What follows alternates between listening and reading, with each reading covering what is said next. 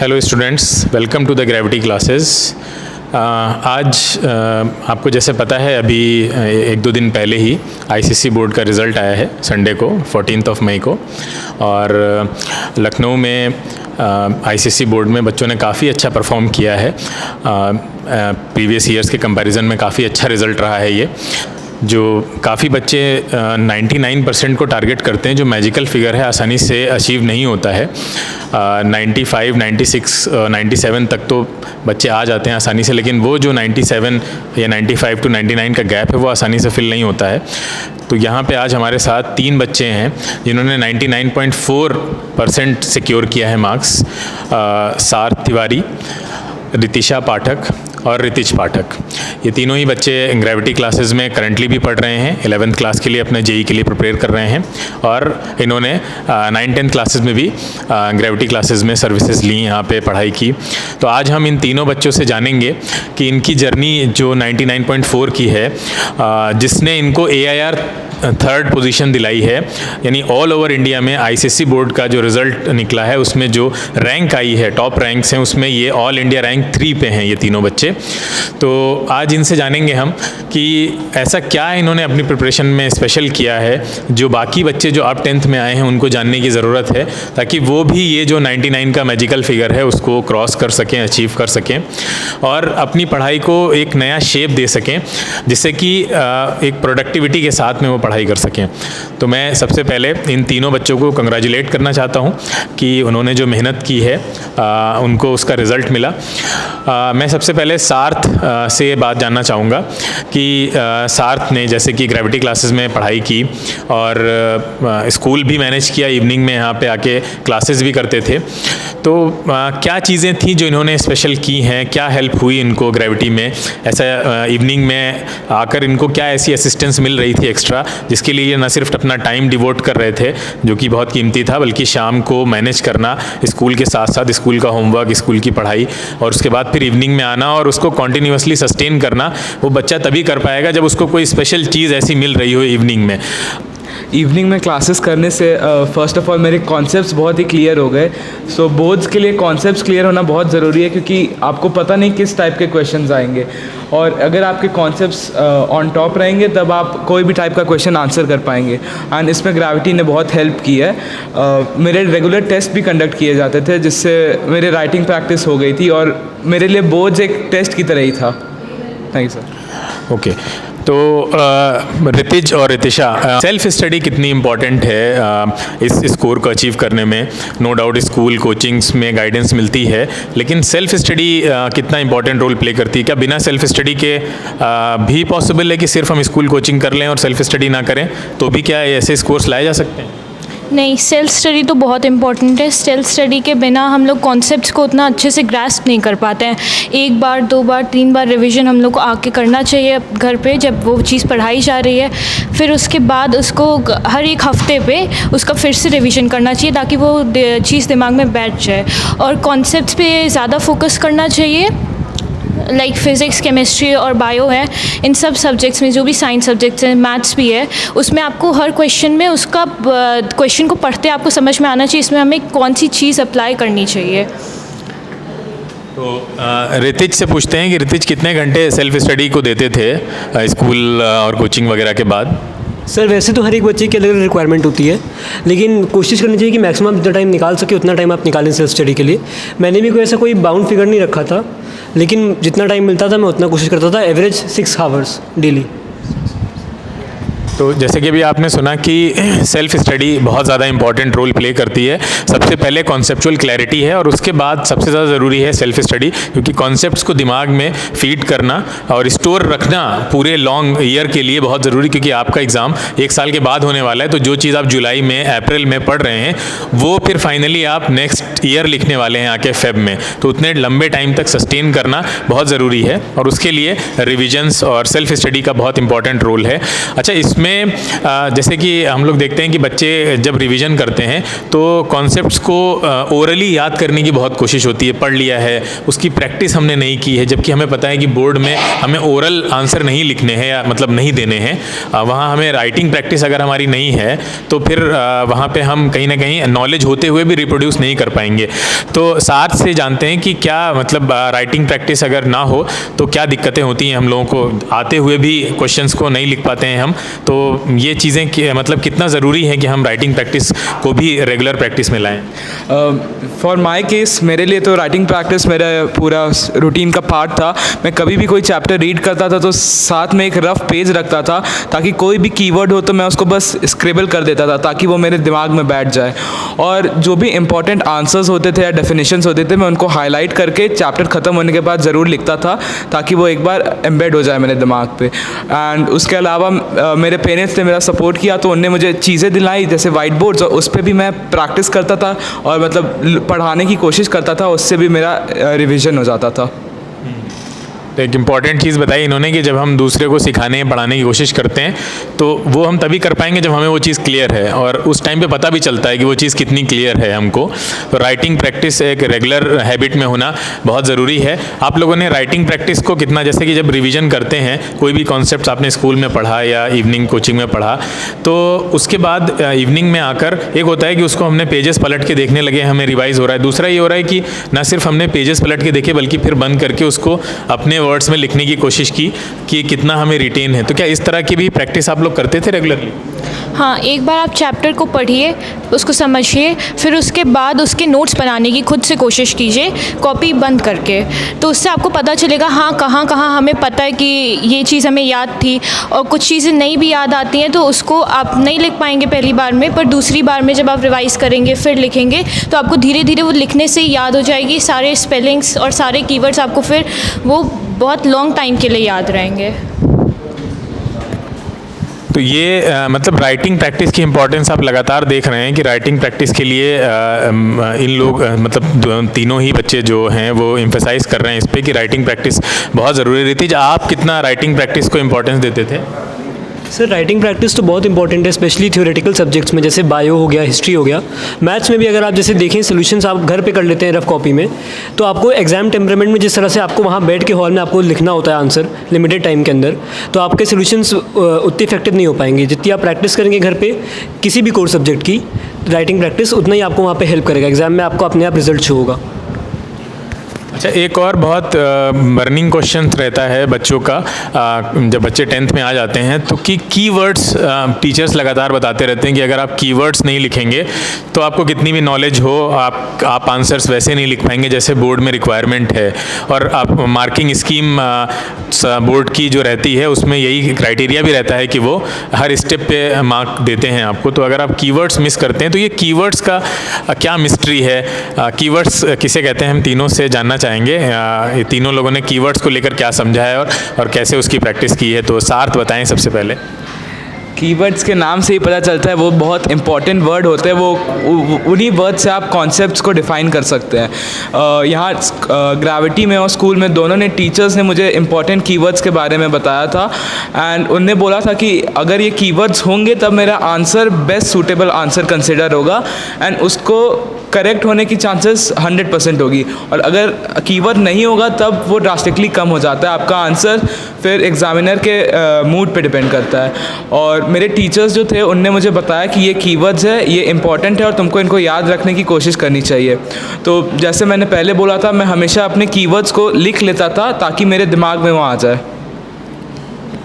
ये बताइए आप लोग कि मतलब कीवर्ड्स का कुछ अलग से कुछ एक्स्ट्राऑर्डिनरी बच्चे को करने की ज़रूरत है जो बच्चा तैयारी कर रहा है, कि जो वो रेगुलर पढ़ाई कर रहा है उसी को कुछ प्रॉपर वे में कर ले तो वो कीवर्ड्स ऑटोमेटिकली ऐड ऑन हो जाते हैं, या कीवर्ड्स के लिए कुछ वाकई में अलग से करने की ज़रूरत होती है? नहीं, ऐसा कुछ नहीं होता है। बस कीवर्ड्स में ये ज़रूरी होता है कि जैसे आपने कॉन्सेप्ट समझा पढ़ के, लेकिन आप कभी कभी उसको एक्सप्रेस नहीं कर पाते फुल्ली। लेकिन जब आपको कीवर्ड्स बता दिए गए हैं कि इसमें ये कीवर्ड आपको लिखना है, ज़रूरी है, आप उसको कीवर्ड को लिखेंगे तो वो आपका आंसर पूरा कंप्लीट माना जाएगा। क्योंकि कई बार हम लोग कीवर्ड्स को नेगलेक्ट कर देते हैं पर वो पूरी मीनिंग चेंज कर देते हैं हमारे आंसर की। तो वो कीवर्ड्स आप एक बार पढ़िए और कीवर्ड्स आपको बताए होंगे आपके टीचर्स ने, बस उनको एक बार लिख के प्रैक्टिस कर लीजिए और आपको फिर वो याद रहेंगे। कीवर्ड्स के बारे में एक चीज़ और कही जाती है कि इस पर्सपेक्टिव से भी कीवर्ड्स इंपॉर्टेंट हैं कि जब एग्जामिनर कॉपी चेक करता है तो वो काफ़ी जल्दी होती है उनको, तो वो पूरा आंसर पढ़ने के बजाय कीवर्ड्स पे नज़र डालते हैं। अगर कीवर्ड्स मिल गए उनको उस क्वेश्चन से रिलेटेड तो नंबर मिल जाता है। तो क्या ऐसा है, ऋतिज से जानना चाहेंगे? यस सर, बोर्ड्स में मेनली आपके कॉन्सेप्ट चेक होते हैं। अब आपको चाहे जितना भी नॉलेज हो किसी सब्जेक्ट का, आप उसको वहाँ पे आपके मार्क्स ही वहाँ पे शो करेंगे। वो जो आप वहाँ पे आंसर लिखेंगे, एग्जामिनर को आपके आंसर देख के पता चलेगा आपको कितना पता है। तो वहाँ पे इतने लिमिटेड टाइम में आपको, अगर आप कुछ स्पेशल वर्ड्स जैसे कीवर्ड्स होते हैं, वो किसी भी कॉन्सेप्ट को पूरा डिफाइन कर देते हैं एक ही बार में, तो वहाँ पर आप पूरी स्टोरी तो लिख नहीं सकते हैं। तो अगर आप कीवर्ड्स को यूज़ करेंगे वहाँ पर, तो आप काफ़ी मतलब कंसाइज आंसर में ही अपना पूरा का पूरा कंसेप्ट डिफाइन कर सकते हैं वहाँ पर। तो मुझे लगता है कीवर्ड्स के मैटर पे काफ़ी क्लैरिटी हो गई होगी, और शायद इसीलिए कहा जाता है कि जो स्टैंडर्ड डेफिनेशंस बुक्स में दी होती हैं उनको एज इट इज़ लर्न करके प्रैक्टिस करने की कोशिश हो, ताकि वो उन पे मार्क्स जो होते हैं वो पूरे हमें मिलें। तो ये कीवर्ड्स और से रिलेटेड जो बातें थी, जो कन्फ्यूजन रहते हैं बच्चों को, वो मुझे लग रहा है क्लियर हो गए होंगे। एक और इम्पॉर्टेंट चीज़ रहती है कि कॉन्सेप्चुअल क्लैरिटी हो गई, कीवर्ड्स की प्रैक्टिस हो रही है, लेकिन हमारी जो आदत होती है जनरली कि जब बोर्ड्स के एग्ज़ाम पास आ रहे होते हैं, हमने through out the year generally particular concepts की प्रैक्टिस कर रखी होती है। यानी कि जो पेपर होते हैं हमारे यहाँ, टेस्ट यूनिट टेस्ट हुए है ना, कंपैरेटिव टेस्ट हो रहे हैं, तो उसमें एक चैप्टर आ रहा है या 3-4 चैप्टर क्लब होके आ रहे हैं। तो बोर्ड एग्ज़ाम में तो उस तरह का पैटर्न पे पेपर नहीं आने वाला है। वहाँ तो मतलब पूरे ईयर में जो कॉन्सेप्ट आपने पढ़े हैं वो एक साथ जज होने वाले हैं, चेक होने वाले हैं। तो मतलब वहाँ के लिए आपको कहीं ना कहीं सारे चैप्टर्स का एक साथ प्रैक्टिस होनी बहुत ज़रूरी है। मतलब एक बार में अगर आप बैठ गए हैं, जैसे फिजिक्स में 12 चैप्टर हैं, तो 12 चैप्टर से कहीं से भी कोई कॉन्सेप्ट पूछा जा रहा है और आप एक बार में, आपने 2 घंटे 2.5 घंटे का टाइम मिला है आपको, तो उसमें आपको रिकॉल कर पाना उन सारे कॉन्सेप्ट को बारी बारी से जाकर, और क्योंकि अभी तो जो टेस्ट होते हैं उसमें 2-3 चैप्टर आ रहे हैं, उसमें रिकॉलिंग फिर भी आसान होती है कंपैरेटिवली, लेकिन मतलब पूरे चैप्टर आ गए, सारे 12 चैप्टर आ रहे हैं, मैथ्स में तो और भी ज़्यादा चैप्टर्स हैं। तो ये सारे चैप्टर्स उस टाइम पे एग्ज़ाम हॉल में उतने अच्छे से रिकॉल हो जाएं, क्योंकि अगर आप 99.4% की बात करते हैं तो इसका मतलब यह है कि क्वेश्चन को पढ़ते ही आपके माइंड में उसका पूरा आंसर का पैटर्न आ जाना चाहिए कि मुझे इसमें फर्स्ट स्टेप में क्या लिखना है, सेकंड में, थर्ड में, क्योंकि सोचने का टाइम ही नहीं है। अब सारा टाइम क्या है कि आपको बस उसको कितने अच्छे से रिप्रोड्यूस कर देना है कि मार्क्स नहीं कटने चाहिए, क्योंकि यहाँ पे मार्जिन ऑफ एरर बहुत कम है। 99.4% ला रहे हैं अगर आप, या 99 को टारगेट कर रहे हैं, तो मार्जिन ऑफ एरर खत्म हो गया है। मतलब आपको बिल्कुल 100% मार्क अपने अकॉर्डिंग करके आना है कि 100% मिलने चाहिए। तो उसमें बहुत ज़रूरी है कि आपके पास सोचने का टाइम नहीं है, आपने क्वेश्चन देखा, आपके दिमाग में कोई आंसर का पैटर्न आ गया। तो मतलब ये चीज़ कैसे आ सकती है, ये मतलब आप तीनों से मैं जानना चाहता हूँ कि कैसे बच्चे के अंदर, क्योंकि बच्चा अगर अभी से ये सब सोच रहा होगा कि मैं कैसे मतलब चैप्टर टू चैप्टर कैसे आगे बढ़ूँ, कि ये चीज़ होती चली जाए कि मैं क्वेश्चन को देखा और पूरा आंसर का पैटर्न आ गया, अब सोच नहीं रहे हैं बैठ के, बस अब हम ये उसको लिख रहे हैं अच्छे से, जितना अच्छे तरीके से प्रेजेंट कर सकते हैं, प्रेजेंटेशन पे सारा फोकस आ गया है हमारा। तो इसको कैसे अचीव करेंगे हम लोग? जैसा सर ने बोला है कि एग्ज़ाम टेम्परामेंट में लिखने की प्रैक्टिस बहुत ज़रूरी है। कोई भी चैप्टर अगर आप पढ़ते हैं तो उसको पढ़ने के बाद आप उसके पास्ट ईयर्स क्वेश्चन को ज़रूर अटेंड करें, और वो भी एग्ज़ाम कंडीशंस के हिसाब से अटेंड करें। जितना टाइम आपको एग्ज़ाम में मिलेगा, अगर आप उस हिसाब से करेंगे और ये समझ के करेंगे कि यही आपको अपने बोर्ड्स में लिखना है, तब आपको बिल्कुल हेल्प मिलेगी। राइट, इन्होंने बहुत अच्छी बात कही कि हमसे गलती इसलिए भी हो जाती है कि हम घर पे प्रैक्टिस कर रहे होते हैं और टाइम लिमिट भूल जाते हैं कि फिर हम वहाँ पे तो टाइम है हमारे पास, तो एक गलती ये भी होती है कि फिर वहाँ पे हम टाइम में कंप्लीट भी नहीं कर पाते हैं जो हमें टाइम मिलता है। तो रितिशा बताएंगी कि कैसे उन्होंने प्रैक्टिस की और कैसे बच्चों को इस पर करना चाहिए कि वो इसमें मार्क्स लूज़ ना करें और गिवन टाइम में उसको कंप्लीट कर पाएँ। मैंने तो कोशिश की थी कि 2 महीने पहले ही एग्ज़ाम के मेरा सारा कोर्स कंप्लीट हो जाए और रिवीजन भी मैं कुछ सब्जेक्ट्स का काफ़ी हद तक कर लूँ। उसके बाद आपको इन 2 महीने में सारे PYQs आपको लगाने रहते हैं, previous year questions, previous year papers जो भी हैं सारे आपको लगाने होते हैं, और टाइम लिमिट रख के आप 2 ही 3 दिन में देखेंगे कि आपका जो आंसर करने की एबिलिटी है वो भी बहुत ज़्यादा अच्छी हो जाएगी और आपको सारे कॉन्सेप्ट्स तुरंत याद आने लगेंगे जैसे आप क्वेश्चन पढ़ेंगे। फर्स्ट ऑफ ऑल जैसे सर ने बताया कि अगर आपको वहाँ पे क्वेश्चन पढ़ते ही आपको रिकॉल होना चाहिए कि आपके यहाँ पे कौन सा कंसेप्ट लगेगा या फिर आप किस तरह से आंसर लिखेंगे, तो उसमें सबसे पहली रिक्वायरमेंट तो ये कि आपके कंसेप्ट एकदम स्ट्रॉन्ग होने चाहिए। क्योंकि अगर आप खाली आप उसको लर्न करके गए हैं, खाली ऐसे वेगली लर्न करके गए हैं वहाँ पे, तो वहाँ पे आप भूल जाएंगे कि आपको यहाँ पे कौन सा कंसेप्ट लगाना है। और सेकेंडली प्रैक्टिस बहुत इंपॉर्टेंट है इस केस में। जैसे हमने पहले बात की राइटिंग प्रैक्टिस की, जितनी राइटिंग प्रैक्टिस होगी उतना ज़्यादा आपको आसान रहेगा वहाँ पे, और आपको वहाँ पे उतनी कम मेहनत लगेगी आपको याद करने में वो चीज़ जो आपको वहाँ पे लिखना है।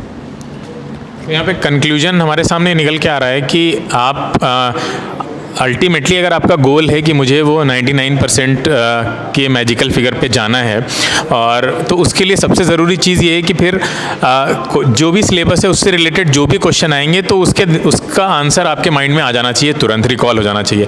अब वहाँ तक कैसे पहुँचना है, इसके लिए पूरा रोड मैप तैयार करना पड़ेगा आपको। सबसे पहले जैसे तीनों ही स्टूडेंट ने बताया कि कॉन्सेप्चुअल क्लैरिटी बहुत ज़रूरी है, कि आप सबसे पहला फोकस करिए कि कॉन्सेप्ट क्लियर हों आपके। वो स्कूल से क्लियर हो रहे हैं, ठीक है, नहीं हो रहे हैं तो आप इवनिंग में कोचिंग क्लासेस की असिस्टेंस ले सकते हैं। दूसरी चीज़ सबसे इंपॉर्टेंट है, अगर कॉन्सेप्ट क्लियर हो गया है तो अभी भी job is the half done, ठीक है, अभी आधी जॉब ही हुई है आपकी।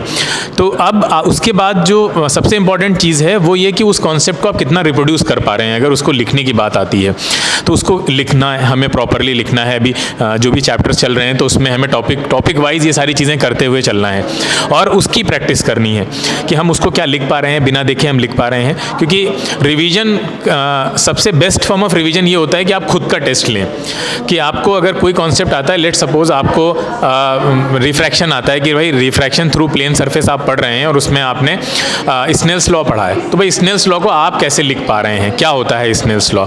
तो इस तरह से जो भी कॉन्सेप्ट्स हैं वो आप खुद से लिख कर देखें, उसके टॉपिक पे हेडिंग डाली आपने और आप खुद से उसको कितना लिख पा रहे हैं।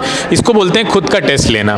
तो जब हम खुद का टेस्ट लेने लगते हैं तो वो हमारा रिवीजन हो रहा है पैरेलली, क्योंकि रिवीजन उतना इफेक्टिव नहीं होता है कि आप बुक्स के पेजेस को पलटिए और स्नेल्स लॉ को 10 बार पढ़ लीजिए।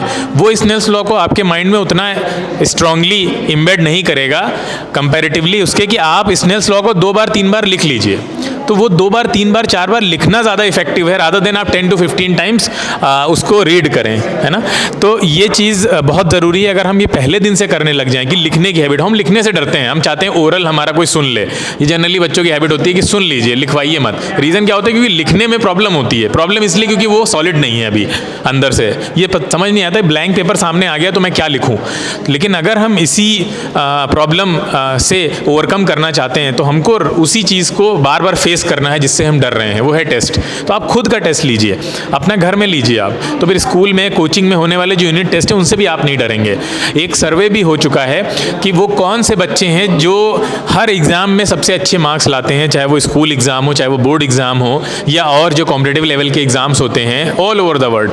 तो बहुत ज़्यादा चौंकाने वाले रिजल्ट आए हैं कि कई सारे पैरामीटर्स थे, वो बच्चे रिवाइज बहुत करते हैं, रीड बहुत करते हैं, नोट्स अच्छे बनाते हैं, है ना। इस तरह से बहुत सारे पैरामीटर्स पे जज किया गया और इतना अमेजिंग रिजल्ट आया कि वो बच्चे जो बहुत अच्छा परफॉर्म कर रहे थे हर एक एग्ज़ाम में, चाहे स्कूल लेवल पे हों, चाहे वो बोर्ड लेवल पे हों या कंपटीशन लेवल पे, वो बच्चे थे जो टेस्ट से घबराते नहीं थे, जो टेस्ट बहुत देते थे। तो टेस्ट बहुत देना है हमको, जितना ज़्यादा हम टेस्ट देंगे उतना वो कॉन्सेप्ट हमारे दिमाग में इम्बेड हो जाएगा और उतना इजीली हम रिप्रोड्यूस कर पाएंगे। क्योंकि जितना वो बोलते हैं ना कि नेट में आप जितना प्रैक्टिस करेंगे, जितना पसीना बहाएंगे आप, उतना ज़्यादा आप वहाँ पे अच्छा परफॉर्म कर पाएंगे वहाँ पे एक्चुअल ग्राउंड में जब आप जाएंगे। तो ये जो टेस्ट की प्रैक्टिस है वो प्रैक्टिस ऐसी नहीं है कि जब आपका सिलेबस खत्म हो जाएगा तो अब हम प्रीवियस ईयर क्वेश्चन लगाएंगे बैठ के या जो मॉक टेस्ट है वो लगाएंगे, नहीं, ये पहले दिन से होनी चाहिए। आप एक कॉन्सेप्ट भी पढ़ रहे हैं उसको भी लिख कर देखिए, तो धीरे धीरे फिर आप 1 चैप्टर 2 चैप्टर, फिर ये कितने भी चैप्टर हो जाएं आपके लिए प्रॉब्लम नहीं रह जाती है। तो थैंक यू सो मच आप तीनों ही लोगों का, आपने जो भी इनपुट्स दिए हैं उससे आई एम श्योर कि बच्चों के जो कन्फ्यूजन्स हैं, जो कोर कन्फ्यूजन्स रहते हैं, इन पे बात नहीं होती है जनरली। वैसे वीडियोस बहुत मिल जाते हैं, लेकिन कीवर्ड्स क्या हैं, हम कैसे एक्चुअल में वहाँ तक पहुँचें अगर हम 0 पे हैं अभी। तो जैसे आप बताया गया कि 0 से हैं आप, तो conceptual clarity is the first point. Second है उस कॉन्सेप्ट की रिटन प्रैक्टिस होनी बहुत ज़रूरी है, और ये प्रोसेस रिपीट होना बहुत ज़रूरी है, रुकना नहीं चाहिए। तो इस इंटरव्यू से आपको काफ़ी बेनिफिट हुआ होगा। और जैसे कि आपको पता है कि जो बच्चे भी स्कूल्स में पढ़ रहे हैं या इवनिंग में ग्रेविटी में हैं या किसी भी कोचिंग को उन्होंने ज्वाइन कर रखा है, अगर ये प्रोसेस को वो फॉलो नहीं कर रहे हैं तो उनको कहीं पे भी आगे आप वो टारगेट अचीव नहीं कर पाएंगे जो आप चाहते हैं। एक प्रोसेस का फॉलो होना बहुत ज़रूरी है। सिर्फ किसी कोचिंग में किसी पर्टिकुलर स्कूल में या किसी पर्टिकुलर टीचर से पढ़ लेने से वो मार्क्स नहीं आए हैं किसी के भी, इन बच्चों के भी नहीं आए। इन्होंने उस प्रोसेस को फॉलो किया। हाँ, राइट गाइडेंस बहुत ज़रूरी होती है। देखिए, राइट गाइडेंस इसलिए भी ज़रूरी है कि आपको बोर्ड में अच्छे मार्क्स दिलाने में आपको हेल्प करेगा। और सिर्फ बोर्ड ही एंड रिजल्ट नहीं है, क्योंकि अब तो ये लोग, इन लोगों को 11th पढ़ते हुए भी 1 महीना हो चुका है। तो अब जब 11th में आगे जा रहे हैं आप, तो अब जेई आपके लिए या नीट आपके लिए अगला टारगेट हो जाता है, और होना भी चाहिए। तो ये बहुत ज़रूरी है कि अगर आप इवनिंग में कहीं असिस्टेंस ले रहे हैं, आप अभी 9th में हैं या 10th में हैं, तो आप इवनिंग में कोई कोचिंग या किसी तरह का कोई ट्यूशन आपने पकड़ा हुआ है, तो आप ये ध्यान रखिए कि आपका गोल सिर्फ बोर्ड नहीं होना चाहिए। हाँ, बोर्ड है, प्रायोरिटी बोर्ड की है, लेकिन कुछ इस तरह से हमें असिस्टेंस मिलनी चाहिए कि हमारा बोर्ड भी अच्छा हो, वो भी हमें 99% के मैजिकल फिगर की तरफ ले जाए, और साथ में साइमल्टेनियसली आपको कंपटीशन के लिए भी स्ट्रॉन्ग करे, तैयार करे, कि आप 10th में रहते हुए भी इतने अच्छे से कॉन्सेप्ट्स को ग्रैब करें कि फिर जब 11th-12th में पहुंचेंगे तो आपको रियलाइज़ हो कि हम बाकी नॉर्मल बच्चों से कितना आगे हो गए हैं, क्योंकि हमें 10th में रहते हुए बोर्ड्स के साथ साथ कॉम्पिटिटिव लेवल की तैयारी भी करा दी गई उसी टाइम में, विदाउट एनी एक्स्ट्रा बर्डन। कोई एक्स्ट्रा बर्डन लिए बगैर आपने उस चीज़ को तैयार कर लिया, और ये चीज़ आपको लॉन्ग रन में हेल्प करने वाली है, क्योंकि अल्टीमेटली अब 10th के बाद तो आपका फाइनली जो जेई या नीट का रिजल्ट होने वाला है वही मैटर करेगा, और वो आपके लिए भी मैटर करेगा, वो आपके करियर को डिफाइन करेगा आगे के लिए।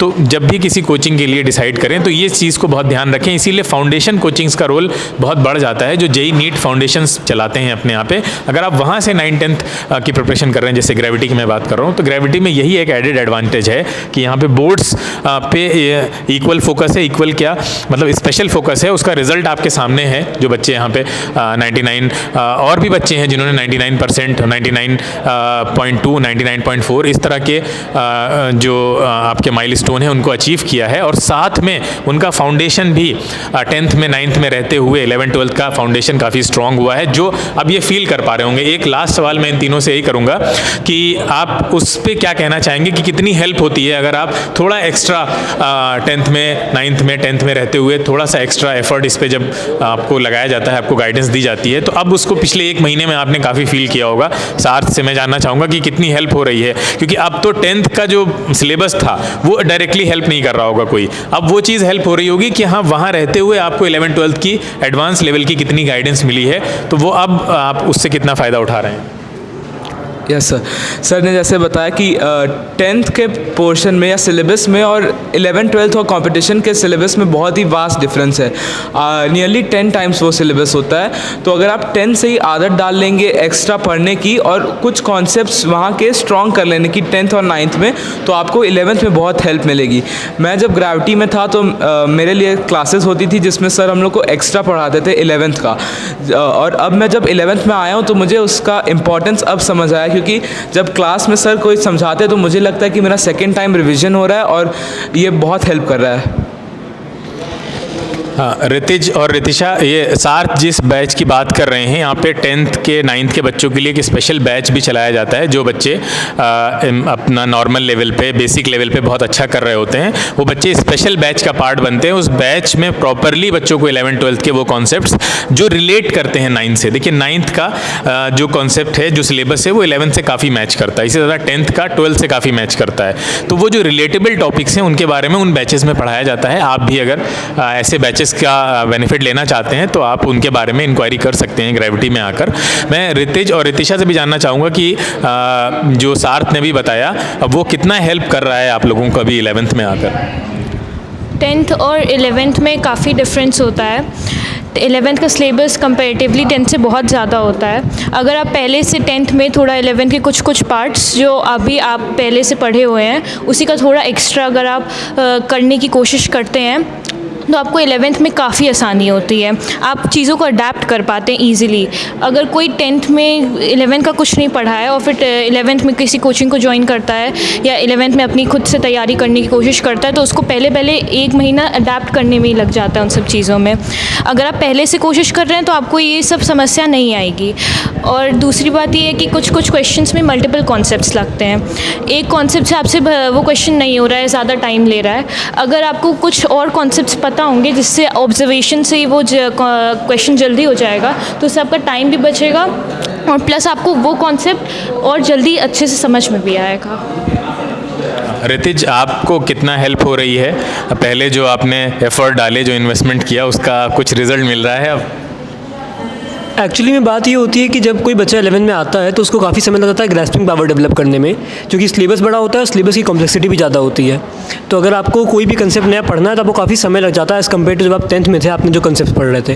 तो अगर आपने पहले से कुछ आपने ऐसी ग्रास्पिंग पावर डेवलप कर लिया, ऐसे कुछ एडवांस कंसेप्ट पढ़ के, तो आपको 11 में काफ़ी मतलब पहले से आपको रुकना नहीं पड़ता ये ग्रास्पिंग पावर डेवलप करने के लिए। राइट। ये जो इन्वेस्टमेंट होता है 9th-10th में रहते हुए बच्चे जब इवनिंग क्लासेस ज्वाइन करके करते हैं अपने ऊपर, तो हेक्टिक तो बहुत होता है। आपको बहुत प्रेशर फील होगा कि स्कूल का होमवर्क, शाम को कोचिंग जा रहे हैं वहाँ का होमवर्क, और वहाँ कैसे हम अगर 3 डेज़ अ वीक भी है फिर भी लगता है कुछ बच्चों को। लेकिन यही इन्वेस्टमेंट है। अगर ये इन्वेस्टमेंट आप अपने ऊपर 2 साल करते हैं तो इसके रिजल्ट्स आपको 11th में मिलते हैं जब आप जाते हैं। और रिजल्ट्स उन बच्चों के लिए ज़्यादा मैटर करते हैं जिनके लिए सिर्फ सिलेक्शन मैटर नहीं करता है, एक अच्छी रैंक के साथ सिलेक्शन बहुत मैटर करता है, क्योंकि आपको पता है कंपटीशन बढ़ता जा रहा है और सीट्स उतनी ही लिमिटेड हैं। तो आपको अभी भी अगर वो टॉप IITs में या टॉप मेडिकल कॉलेजेस में सिलेक्शन चाहिए तो वहाँ पे सिर्फ सिलेक्शन से काम नहीं चलेगा, आपको अच्छी रैंक के साथ ये टॉप 100 में, टॉप 500 में, इस तरह की रैंक्स आपको अगर लानी है तो वो सिर्फ 11 से आप अगर स्टार्ट कर रहे हैं तो पॉसिबल नहीं रह गया है अब। क्यों नहीं रह गया? रीज़न ये है कि आपसे मैक्सिमम बच्चे जो 9th में स्टार्ट कर चुके होंगे, जो 10th में स्टार्ट कर चुके होंगे, जो अर्ली स्टार्ट ले चुके होंगे, आप उनको कैसे पीछे करेंगे? तो 24 आवर्स आपके पास भी हैं, उनके पास भी हैं, तो अब आप 2 साल में 3 साल की पढ़ाई कैसे करोगे? और स्पेशली तब जब 10x बढ़ गई है पढ़ाई की कॉम्प्लेक्सिटी, यानी आपने जो 10th में पढ़ा है उससे 10 टाइम्स ऑलमोस्ट कॉम्प्लेक्स भी हो गया है सिलेबस और क्वांटिटी भी बढ़ गई है उस सिलेबस की। तो एक तो क्वांटिटी की वजह से टीचर्स का ये होता है कि भाई जल्दी सिलेबस भी करना है, आपको भी करना है और समझना भी है। तो ये चीज़ों पे कॉप अप करने के लिए बहुत ज़रूरी होता है कि हम पहले स्टार्ट कर दें, जितना जल्दी हमें अवेयरनेस हो जाए, जितना जल्दी पता चल जाए कि भाई जल्दी स्टार्ट करना बहुत ज़रूरी है। और उसके बेनिफिट्स फिर आपको एक्चुअली में जब आप 11th में जाते हैं तो मिलते हैं। जनरली ये बच्चों का परसेप्शन होता है, पेरेंट का होता है कि नहीं बच्चा अभी 9th-10th में हम उसको डिस्टर्ब नहीं करेंगे, वो उसको वही कर लेने दो। देखिए जब तक आप बच्चे को पुश नहीं करेंगे तब तक आपको कैसे पता चलेगा बच्चे में कितना पोटेंशियल है, वो कितना गेन कर सकता है। अगर आप अभी ये सोच रखेंगे तो बच्चा अपने कंफर्ट जोन में चला जाएगा और उस कंफर्ट जोन में वो फंस जाएगा जाके, फिर उसके लिए अचानक से 11th में अपना लेवल अप करना काफ़ी मुश्किल हो जाएगा। मतलब फिर हमारे लिए एक नई अनचार्टेड टेरिटरी होती है कहीं ना कहीं 11th। अगर हमने कुछ भी उसके बारे में नहीं सीखा है तो उसमें फिर हम कैसे नेविगेट करेंगे, कैसे आगे जाएंगे। तो अगर उससे पहले उसका थोड़ा ट्रेलर भी दिखा दिया जाए कम से कम, तो कुछ तो कॉप अप कर लेंगे उन बच्चों के कंपैरिजन में जो कुछ भी नहीं सीख रहे हैं। तो ये बहुत ज़रूरी है कि आप बच्चे पे वो बर्डन डालिए। ये बर्डन नहीं है, ये इन्वेस्टमेंट है। हाँ, आपको पता भी चल जाएगा कि बच्चा उससे कॉप अप कर पा रहा है या नहीं कर पा रहा है। और बहुत सारे बच्चे होते हैं जिनके अंदर पोटेंशियल होता है और वो कॉप अप कर ले जाते हैं और फिर उनको आगे हेल्प करता है। लेकिन अगर आप उस सिचुएशन में डालेंगे नहीं बच्चे को तो कभी बाहर नहीं आएगा पोटेंशियल, ना आपके सामने आएगा ना बच्चे को पता चलेगा कि वो कितना आगे तक अपने आप को पुश कर सकता है। तो बहुत ज़रूरी है कि कंफर्ट लेवल से बाहर निकलें, और क्योंकि कंपटीशन लगातार बढ़ रहा है और अब सिर्फ सिलेक्शन से कुछ नहीं होने वाला। IITs में भी सीट्स बहुत बढ़ चुकी हैं, तो अब आपको वो टॉप IITs, अगर IIT बॉम्बे, दिल्ली, ये जो टॉप IITs हैं जहाँ पे उसमें भी आपको कोई एक्सक्लूसिव ब्रांच चाहिए जहाँ से आपको AI में करना है या IT में करना है, आपको CS से करना है। बहुत लोगों का सपना होता है कि IIT मुंबई से कंप्यूटर साइंस में करना है, वहाँ पे आपको अंडर 100 रैंक लानी कितनी ज़रूरी हो गई है। अब अंडर 100 रैंक होगी तभी आपको मिलेगा, सोचिए कितना कॉम्पिटिशन है। तो इन सब चीज़ों को देखते हुए अपने टारगेट को बनाइए और अपने आप को पुश करिए। और ऐसे एक ऐसी गाइडेंस आपके सामने होनी बहुत ज़रूरी है। जो लोग 9th-10th में रहते रहते हुए आपको 11th-12th के बारे में गाइड कर सकें विदाउट अफेक्टिंग योर बोर्ड्स। आपके बोर्ड को कॉम्प्रोमाइज़ ना होना पड़े, ये बहुत इंपॉर्टेंट पॉइंट है कि अगर आपका बोर्ड कॉम्प्रोमाइज़ हो रहा है तो फिर आपकी जो पढ़ाई है वो सही लेवल पे नहीं जा रही है, फिर गाइडेंस ठीक नहीं है, फिर बिल्कुल छोड़ दीजिए आप एडवांस लेवल की पढ़ाई को। यहाँ पे पढ़ाई इस तरह कराई जाती है कि आपका बोर्ड कॉम्प्रोमाइज़ नहीं होता है बल्कि और स्ट्रॉन्ग होता है, जैसे कि आपके सामने रिजल्ट आपके सामने है। तो thank you so much for joining us. इस वीडियो से आई एम श्योर आपको काफ़ी हेल्प मिली होगी एंड तीनों लोगों को, सार्थ, ऋतिज और ऋतिशा, तीनों को बहुत बहुत बधाई। और मेरी ये मतलब शुभकामना है कि ये लोग जेई में भी, जेई बैच में हैं, कि जेई में भी ये लोग अराउंड 100, अंडर 100 रैंक को, डबल डिजिट की रैंक को हासिल करो। इन सब के अंदर पोटेंशियल है, ये लोग कर सकते हैं, इसको अचीव कर सकते हैं। तो all the best to all of them. तो आपसे ये रिक्वेस्ट है कि अगर आपको इस वीडियो से कुछ लर्निंग मिली है, कुछ आपके कॉन्सेप्ट्स अच्छे हुए हैं कुछ चीज़ों को लेकर, तो आप इस वीडियो को लाइक करना मत भूलें और इसको ज़्यादा से ज़्यादा शेयर कीजिए, ताकि बहुत से बच्चे जो इन प्रॉब्लम से जूझ रहे हैं, उनका सोल्यूशन नहीं है उनके पास, कि पहले तो बोर्ड्स को कैसे अच्छा करें और फिर साथ में बोर्ड्स के साथ साथ कंपटीशन की जो अंडरस्टैंडिंग है, जो फाउंडेशन है, उसको कैसे बिल्ड करें 9th-10th में रहते हुए, ये बहुत ज़रूरी है। तो thank you so much for joining. Thank you.